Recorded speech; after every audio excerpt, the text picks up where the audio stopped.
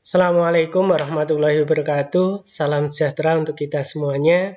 Sahabat Dolmen yang saya hormati, perkenankan saya akan menyajikan video tutorial sederhana pada materi Diklat Dolmen kali ini, yaitu untuk materi PTK atau penelitian tindakan kelas. Pada pertemuan atau sesi 1 ini kita akan membahas tentang permasalahan dalam PTK. Sebagai guru atau pendidik, sesungguhnya kita itu juga peneliti. Mengapa seperti itu? Karena guru atau pendidik itu pasti pernah melakukan refleksi tentang bagaimana proses pembelajaran yang dilakukan. Itu baik di ruangan kelas maupun secara praktik di laboratorium atau di bengkel. Kalau guru bisa melakukan refleksi ini, kemudian melakukan tindakan dengan baik dan ditulis, nah ini kita punya step awal bagaimana menjadi seorang peneliti. Tapi khusus kali ini kita akan membahas tentang penelitian tindakan kelas. Bagaimana ciri-cirinya? Yang pertama adalah tidak mengganggu proses pembelajaran. Mengapa? Karena PTK ini dilaksanakan sambil mengajar atau sesuai dengan jadwal mengajar seperti biasanya. Kedua, bersifat situasional, spesifik, dan fleksibel. Maksudnya seperti apa? Bahwa PTK itu yang berangkat dari masalah yang kita temukan, itu bisa spesifik sifatnya. Apa maksudnya? Masalah itu ditemukan atau hanya ditemukan di kelas yang kita ajar. Bisa jadi kita menganggap bahwa di kelas yang kita ampu itu adalah sebuah masalah, tapi di kelas lainnya tidak masalah. Nah, karena apa? Bisa jadi di kelas itu inputnya rendah, kemudian siswanya karakteristiknya seperti ini. Di kelas lain inputnya tinggi, kemudian anak-anaknya juga bagus-bagus, ya, seperti itu. Kemudian yang ketiga, yaitu evaluasi diri. Seorang guru yang baik pasti pernah melaksanakan refleksi diri. Misalnya bagaimana grand design pembelajarannya, mulai dari perencanaan, pelaksanaan, melakukan evaluasi, tindak lanjut, kemudian pembimbingan kepada anak-anak. Kalau bisa melaksanakan refleksi itu dengan baik, maka sesungguhnya guru sudah melaksanakan sebuah evaluasi diri dengan baik juga. Yang keempat adalah adanya upaya kolaboratif atau kerjasama. Dengan siapa? Minimal adalah dengan teman sejawat kita. Untuk apa? Ya misalnya nanti kita minta bantuan sebagai observer atau pengamat, teman berunding ketika kita ada masalah, dan lainnya. Yang kelima adalah ada data pengamatan dan perilaku empirik. Jadi karena PTK itu tidak semata melihat hasil akhir, tapi ada best proses. Nah, sehingga nanti ada data pengamatan yang kita lakukan dan perilaku yang benar-benar real kita amati atau secara empirik. Ya. Pengertian PTK itu macam-macam. Ini salah satunya menurut Jane McNiff. PTK merupakan sebuah metode penelitian kualitatif yang mendorong guru menjadi reflektif dalam praktik mengajar, dengan tujuan agar lebih meningkatkan atau memperbaiki sistem mengajarnya.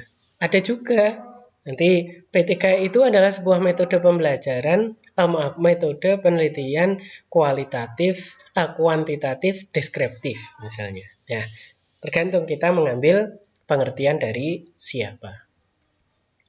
Apa sih kuncinya dalam PTK itu? Ada 3 kunci. Yang pertama, adanya perubahan. Kalau kemarin itu seperti ini, kemudian kita lakukan tindakan ini, maka hasilnya seperti ini. Ada perubahan. Yang kedua, adanya perbaikan. Tentunya kalau kita ada tindakan, pasti ada perbaikan, karena perubahan atau tindakan yang kita lakukan tujuannya adalah memperbaiki. Nah, memperbaiki apa? Pembelajaran. Yang ketiga adalah adanya peningkatan. Tentunya kalau kita sudah melaksanakan itu dengan baik, misalkan dari perencanaannya kayak apa, dari masalah yang kita temukan, kemudian kita rencanakan, kita ambil, kemudian kita lakukan tindakan, pasti nanti hasilnya ada yang berubah, ada perbaikan, ada peningkatan. Karakteristiknya seperti apa? Nah, sesuai ciri-ciri tadi ya, mungkin. Yang pertama adalah memecahkan permasalahan nyata yang terjadi di kelas. Kelas siapa? Kelas kita. Kalau ada masalah di kelas lain, yang ajar guru lain, itu berarti kita tidak bisa melaksanakan penelitian tindakan kelas di sana. Karena itu bukan masalah yang terjadi di kelas yang kita ajar.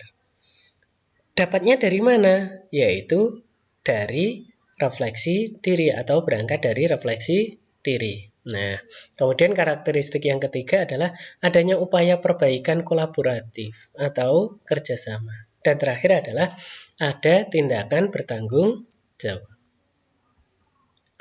Lalu bagaimana kita menemukan? Karena kita pengen meneliti, kadang-kadang ketika kita meneliti itu kita punya banyak masalah, tapi tidak tahu apa yang harus kita lakukan. Bagaimana caranya kita menulis? Maka langkah awal dalam menyusun PTK ini kita bisa awali dari apa? Kita ambil masalah yang kita dapatkan atau kita temukan saat kita melaksanakan tupoksi kita. Ya, dari merencanakan, melaksanakan, mengevaluasi, melaksanakan tindak lanjut atau membimbing anak-anak. Masalah yang kita temukan bisa jadi hanya satu masalah sederhana, atau satu masalah dalam tiga besar, atau beberapa masalah. Nah, ciri masalah di sini adalah mengandung variabel, yaitu sesuatu yang dapat berubah-ubah. Nah, cara praktisnya untuk menggali atau menemukan masalah ini, yang pertama adalah kita lakukan perenungan. Untuk apa? Menentukan grand idea dari masalah yang kita tulis atau teliti. Setiap guru pasti pernah menemukan atau mendapatkan masalah dalam melaksanakan proses pembelajaran di sekolah. Sehebat apapun kondisi sekolah dengan anak. Kalau kita punya konsep untuk perbaikan, need to improvement, itu pasti ada sesuatu yang bisa kita lakukan perbaikan. Setelah kita merenung, kemudian kita mendapatkan banyak masalah, kemudian kita berpikir, oh kita dapat masalah A, datanya dari mana? Kita dapat masalah B, datanya apa? Kita dapat masalah C, oh bagaimana cara nanti saya mendapatkan data dari C ini? Bisa jadi dari data primer atau data pendukung. Nah, seperti itu. Kalau sudah kita tadi punya masalah, dapat datanya dari ini, coba kita misalnya baca buku atau buka internet. Kita punya masalah ini, kita kemudian datanya ini. Ada nggak ya orang yang sudah menulis ini? Nah, kemudian kita cari, kira-kira kalau saya melaksanakan tindakan seperti ini, sudah ada yang menulis atau belum? Nah, seperti itu. Kalau sudah ini, kemudian kita pilah-pilah, kemudian kita tentukan apa? Fokus masalah yang mau kita ambil. Jadi dari masalah banyak tadi kita ambil, tidak harus semuanya kita ambil. Kita ambilkan beberapa fokus masalah, kemudian kita rumuskan. Nah, setelah itu apa? Berarti ketika kita udah punya masalah, punya data, kita pengen ngambil sebuah tindakan, kita akan merumuskan sebuah masalah, kita kan akan berpikir, apa itu? Kira-kira cara atau metodenya untuk menyelesaikan itu apa? Ya, bisa jadi kita nanti apa? Bisa menggunakan metode tertentu. Bisa jadi apa? Kita akan menggunakan media tertentu dan seterusnya. Ya, ini contohnya permasalahan yang kita temukan di kelas untuk grand design awal menemukan permasalahan dalam PTK. Misalnya yang pertama, itu siswa terlihat kurang bersemangat saat mengikuti pembelajaran matematika. Apa masalahnya? Berarti bisa jadi anaknya motivasinya kurang. Kenapa motivasinya kurang? Ada apa dengan matematika itu? Nah, ini kan banyak hal yang bisa kita gali. Yang kedua, pada saat jam terakhir mata pelajaran sejarah itu siswa tidak konsentrasi. Kenapa nggak konsentrasi? Oh, bisa jadi jam terakhir anak sudah kelelahan. Oh, kita ngajarnya kurang bagus, monoton. Kita juga tidak bisa melihat kondisi psikis anak, bagaimana membangkitkan motivasi mereka, membangkitkan keaktifan mereka, dan lain-lain. Yang ketiga, pada saat pandemi, misalkan seperti sekarang ada COVID-19 ini, kita kan sudah merancang pembelajaran yang kita lakukan adalah di sekolah. Tiba-tiba ada COVID, kita harus WFH, kerja dari rumah, ngajar dari rumah, siswa belajar dari rumah. Ini bisa jadi banyak masalah yang kita temukan. Bisa jadi guru tidak siap, sehingga ketika WFH itu guru hanya memberikan tugas. Ternyata tidak ngasih materi yang komplit. Kemudian tidak ada modul, tidak ada media pembelajarannya, tidak ada bantuan untuk penguatan siswa-siswa yang bermasalah. Sehingga apa? Banyak masalah yang kita temukan di situ. Nah, kita urai itu. Keempat, kemampuan siswa anak akuntansi itu dalam menghasilkan produk itu rendah.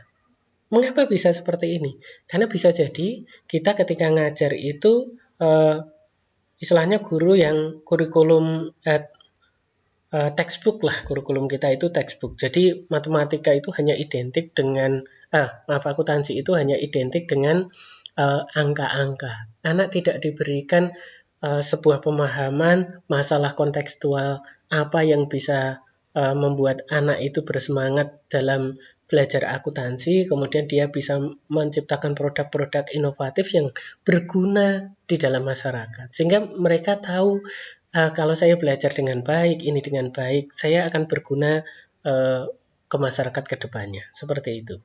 Atau yang kelima, siswa jurusan pertanian itu mampu menghasilkan olahan bahan makanan, tapi kemampuan marketingnya rendah. Kenapa?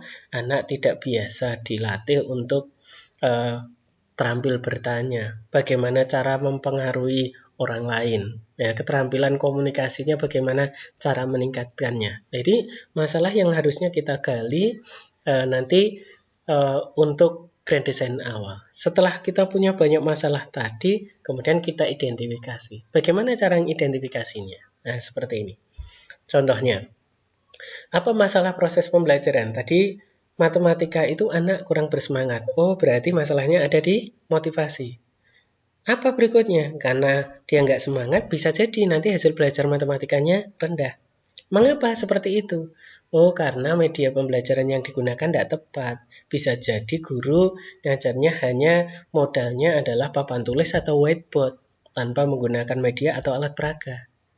Bisa juga tadi hasil belajarnya tidak bagus. Kenapa? Evaluasi belajarnya nggak pas. Kenapa? Cara evaluasinya siswa itu di sekolah itu hanya diberikan konsep hanya C1, C2, C3. Tapi soalnya ada HOTS-nya, anak tidak dibiasakan itu. Ini kan ada sesuatu yang salah. Ya, bisa juga tadi. Misalnya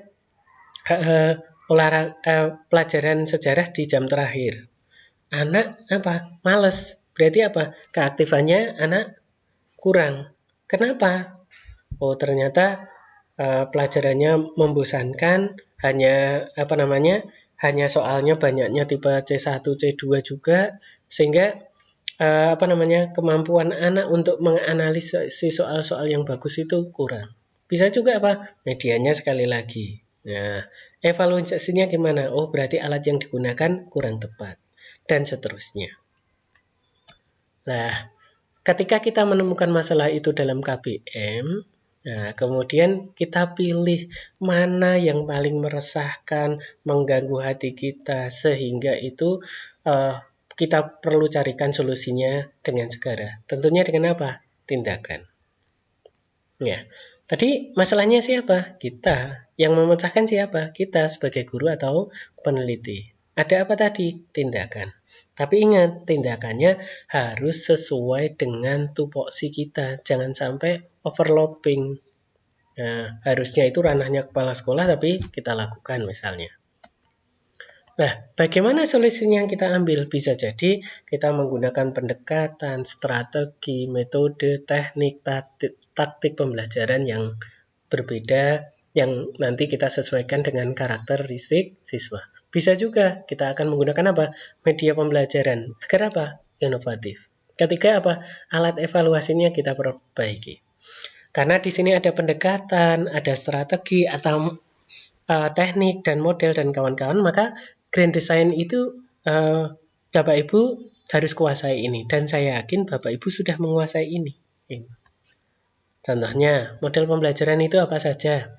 problem-based learning, inquiry, discovery, apalagi computer-based learning, project-based learning, dan product-based learning. Ini biasanya untuk guru-guru produktif. Guru non-produktif pun ada, tapi guru-guru inovatif yang bisa melakukan ini. CTL, cooperative learning tipe ini, nah itu banyak sekali ini metodenya. Demonstrasi, mind mapping, role playing, sosiodrama, simulasi, galeri, tutor sebaya, dan kawan-kawan.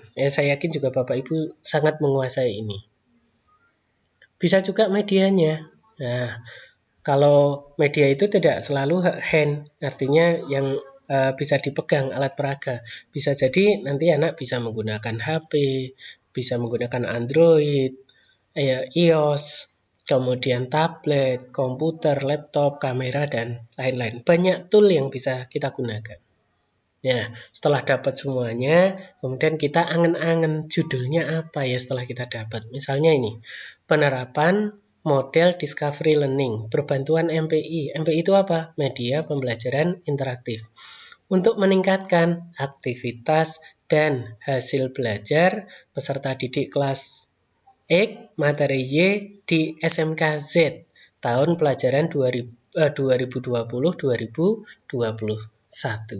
Oke, demikian Bapak Ibu untuk aktivitas di seksi atau pertemuan pertama ini. Mudah-mudahan ini bisa membantu Bapak Ibu. Selamat mengerjakan lembar kerja yang pertama. Semoga lancar dan sukses. Semangat untuk semuanya. Terima kasih.